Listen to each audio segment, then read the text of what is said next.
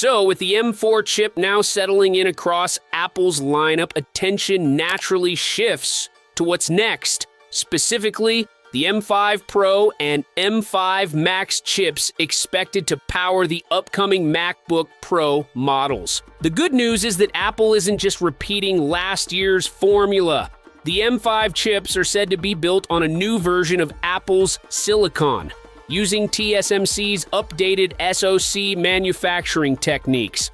Apple appears to be holding off on a full design refresh until the M6 generation, possibly in late 2026 or early 2027. That's also when OLED displays are expected to replace the current mini LED panels. So, for those waiting for an all-new look or an OLED screen in the MacBook Pro, it may be better to skip the M5 series and wait another cycle. However, Apple could introduce a new color option this time around, as we've seen them do with other devices like the MacBook Air. But port selection and overall build are expected to remain the same, including the arrival of Thunderbolt 5 support for the first time. As far as internal upgrades go, we're looking at a likely bump in both CPU and GPU cores. For context, the M4 Pro currently offers configurations like 8 or 10 performance cores paired with 4 efficiency cores. The M4 Max mirrors this setup with additional GPU cores and up to 16 total CPU cores in its highest configuration.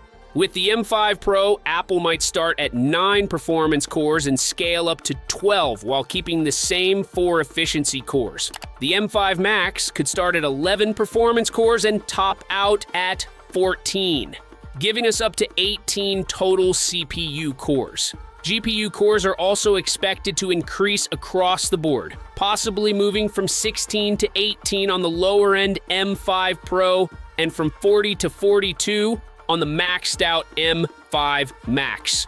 Not only this, but RAM could also see an upgrade in baseline capacity. Apple has added incremental increases before, like moving up by 2 gigabytes in previous M-series releases, so we might see something similar again.